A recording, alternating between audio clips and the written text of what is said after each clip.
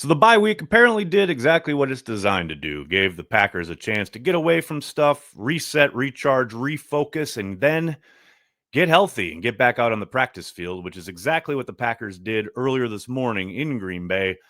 The headliner, of course, being that Christian Watson has returned to practice for the first time since tearing his ACL in Week 17 against the Bears last season. Absolutely outstanding stuff.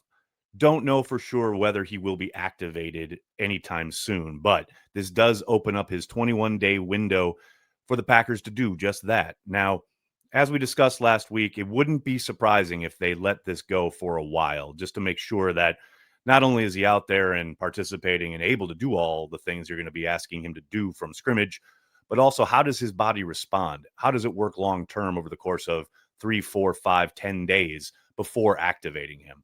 Now, I say all that, and sure, could they end up just activating him this Saturday for Sunday's game against the Bengals? It's a possibility. But we know with the Packers, usually they're going to err on the side of caution. We'll see how they handle Watson's return later this week.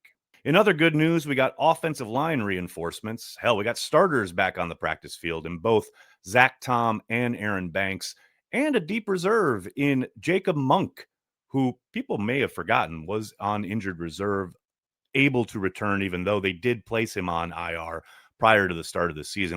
Monk is back in the fold and clearly gives them a little bit of depth there along the interior of their offensive line. Banks and Tom being back is phenomenal news for obvious reasons. And I am very interested to see what the configuration of the offensive line is when they take the field Sunday, provided both of these guys can go.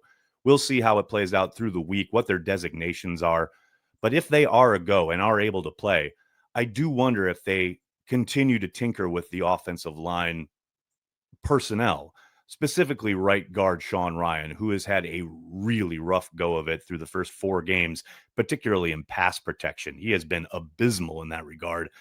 Maybe the Packers try to shake things up a little bit there because they cannot continue to have Jordan Love under siege, especially through the middle of that line. Of course, we're Packers fans. We know this can't all be good news, right? And of course, it isn't. On the offensive line, Anthony Belton was not practicing today, which is unfortunate. A kid who has shown real promise in his limited snaps so far from scrimmage at tackle for the Packers, still not able to go even after a bye week. You hate to see that.